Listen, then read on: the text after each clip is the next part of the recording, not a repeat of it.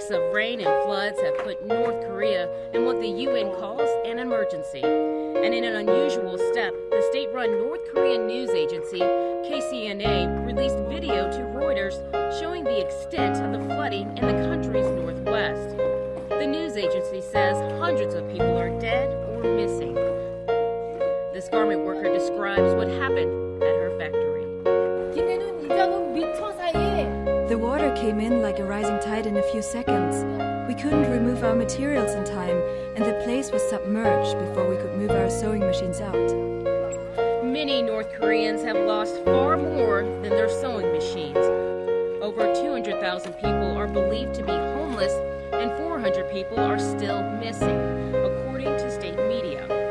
Those who have survived are in desperate need of food, as the water has destroyed 10,000 hectares of crops.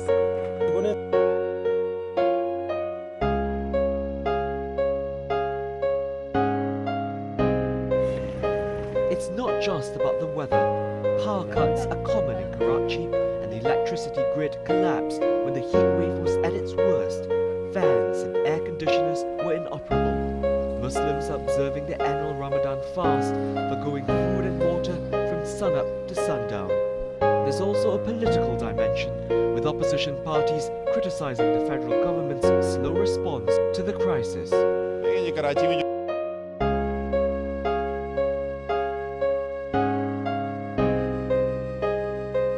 Waterways are the most vulnerable, but worse may yet be to come.